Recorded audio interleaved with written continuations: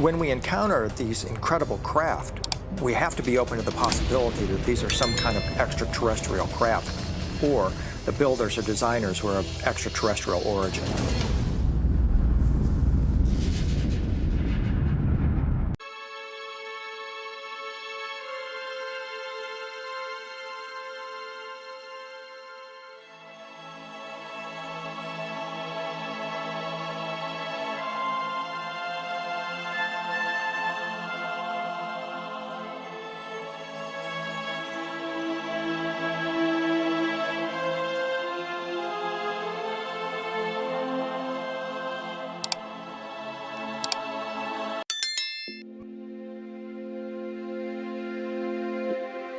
In Sanskrit, text of Hinduism and Buddhist traditions, they both talk about unbelievable flying machines called Viman. Our modern stealth fighters and encountered flying saucers are totally look like a Viman mentioned in ancient Sanskrit text. These texts describe the 7 different types of Viman, including that can travel from place to place, craft that can travel across country, craft that can travel from planet to planet. According to ancient Sanskrit text, ancient Indians were very clear in describing about Vimanas on type of Vimanas that God used to travel to us.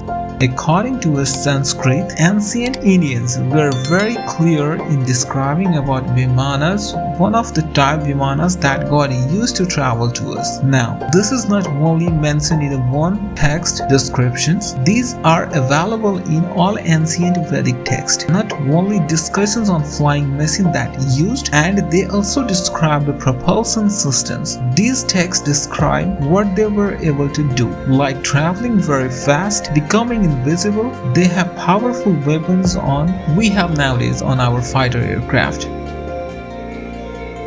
In the ancient Indian text, Mahabharata and Ramayana, they are able to take off without having a run like modern airplanes require. It can fly. It is something that can hover. This is circular inside, so they must look like flying saucers. So they are almost look like flying saucers.